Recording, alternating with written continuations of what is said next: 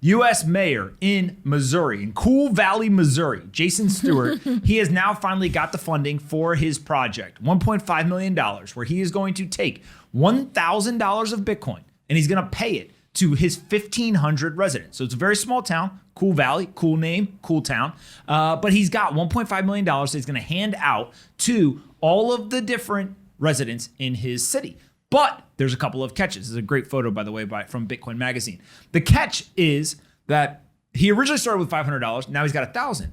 You don't just get free $1,000 though, right, John? What do you got to do to get the $1,000? So there's a few different requirements that he's already laid out, and I'm sure he'll implement more. But one of the requirements is there's a vesting period of 5 years that you have to hold the Bitcoin for. So you cannot sell within that 5 years. There's also an educational component.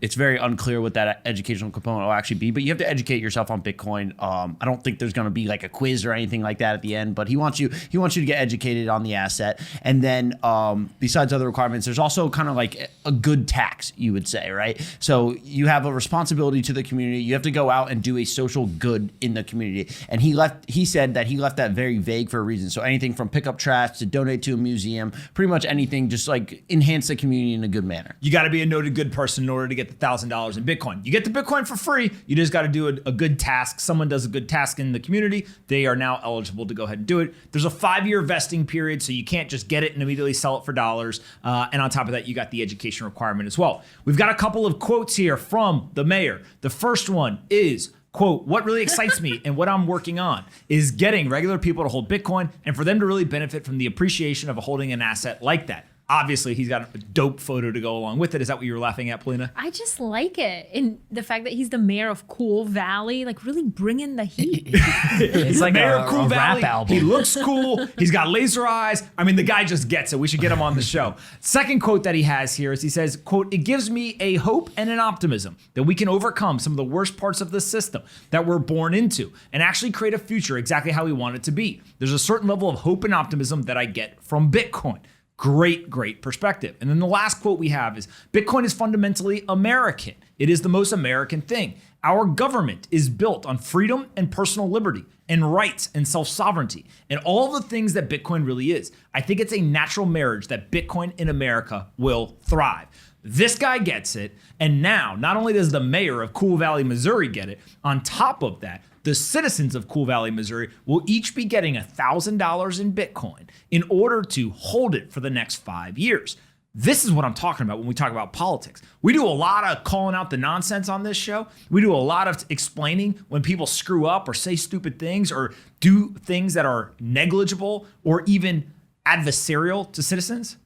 This guy wins. He wins the trophy for the week in terms of a politician who gets it and is doing something to specifically help the people that he is there to govern. He's been the mayor since June 2020, has taken this small town in basically outside of St. Louis in rural Missouri into international recognition by what he's doing to the citizens just outside of helping. We should get him on the show. Bitcoin's good for business, right? Of course. Do we think that he watched your episode with Francis Suarez and he was like, "Hey, Cool Valley. Hey, you cool cats and kittens." No, nobody got that. We all got it. Don't worry. We all got it. All right. So my other favorite part about him is that his Twitter bio just says small town mayor. Like that is the entire bio. He's following 0 people and he has 410 followers. So maybe what we should do here is he joined just recently in September of 2021. I actually don't know. I do think that it is him, but I don't want to have us all tweet at him because it might not be him. So we'll do our best to get him on the show. I think it'd be cool to get him on here and see what he's got to say. But I just want to call out that if you are a politician and you want to benefit the citizens in your community, there are things that you can do that help them, and there are things that you can do to hurt them.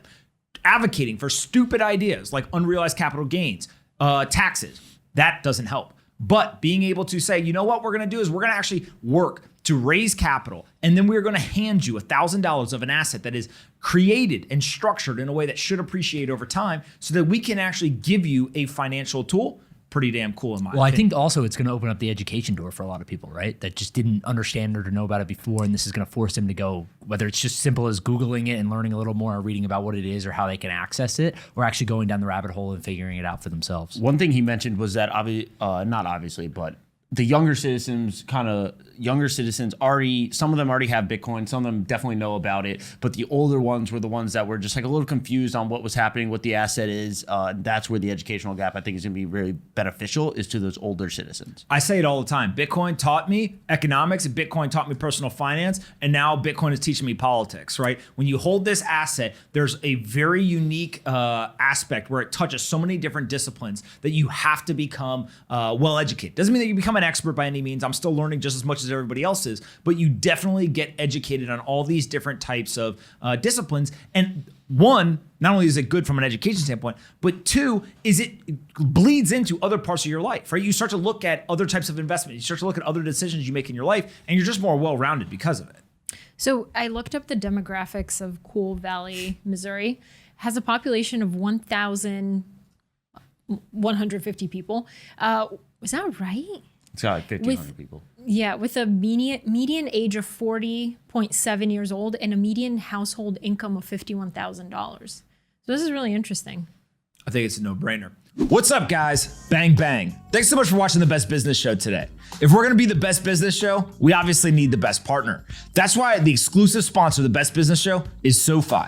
They're an all-in-one platform that allows you to invest in all kinds of different assets, including stocks, ETFs, crypto, IPOs, and they even have an automated investing function, if that's your thing.